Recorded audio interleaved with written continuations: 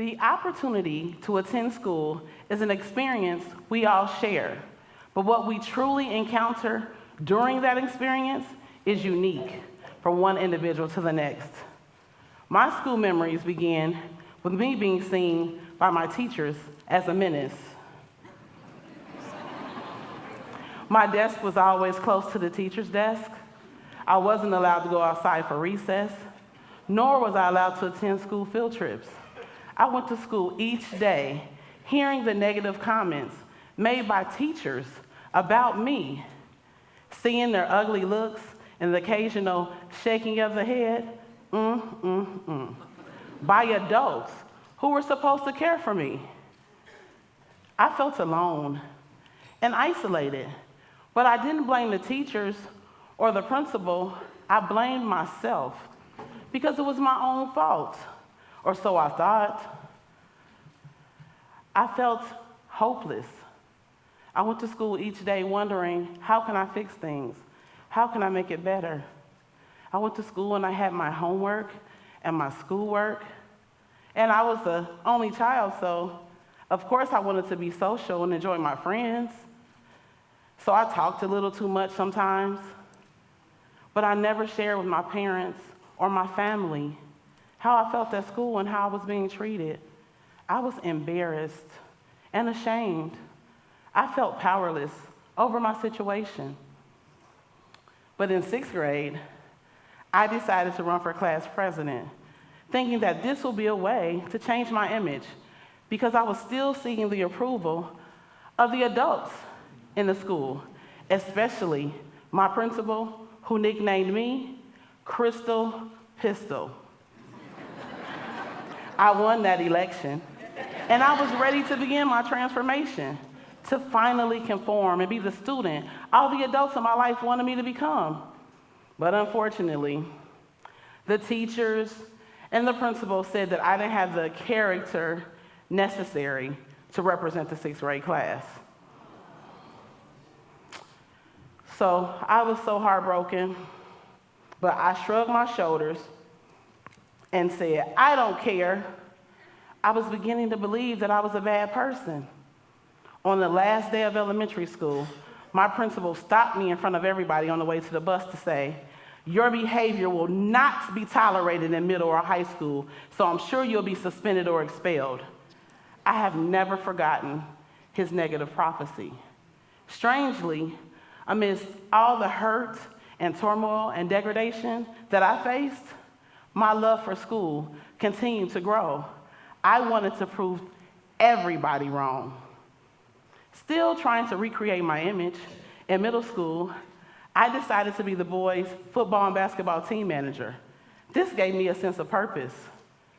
I was able to build positive relationships with adults, found my sense of belonging, and I recognized and began to see and develop my leadership skills.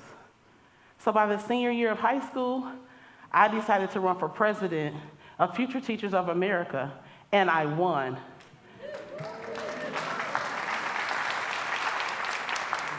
This brought back a belief within me that had died at age 12. I had never run for anything since 6th grade. As I got older, I still wanted to prove to the world that I was more than just a bad kid. I was a student with academic ability and strength and resilience. And to prove it, I graduated cum laude from Alabama State University.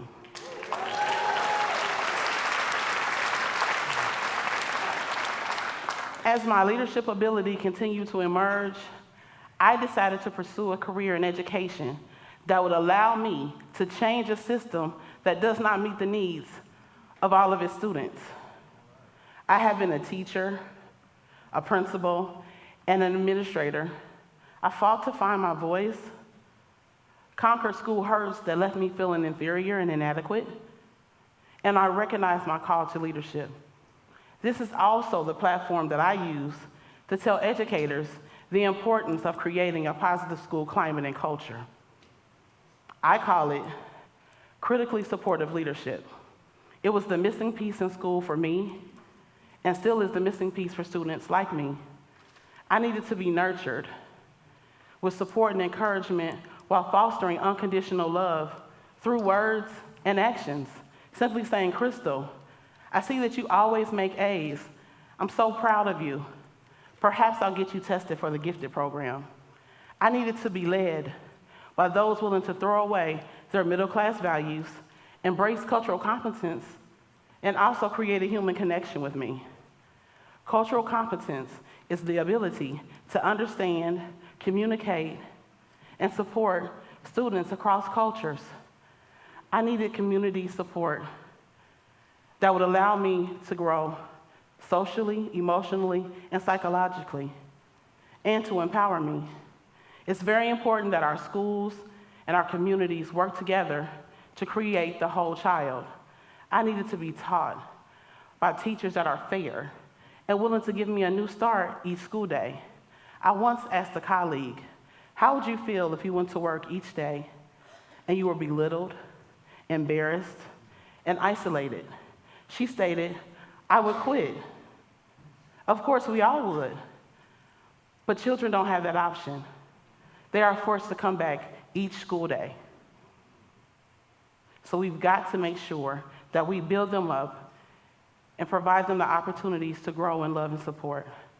I needed a storyteller like myself that's willing to be vulnerable and share my own personal experiences to let students know that they're not alone and they can make it regardless to what they may face. Educators, I beg you to employ critically supportive leadership within your schools. I promise it will improve academic achievement as well as student behavior. I had the opportunity to have a conversation with my former principal, you know, the one that nicknamed me Crystal Pistol, and I shared with him my successes. He stated that he always knew that I would do great things. I find that quite interesting because as my principal, he never did anything to cultivate what he now says are great things. I use his words because I've never been suspended or expelled as a catalyst to support students who have been told similar lies by teachers and principals, and consequently, they believe them. This is the damage control that I do, my life's work and purpose, to help students see their truest potential. I stand here today as Dr. Crystal Phillips.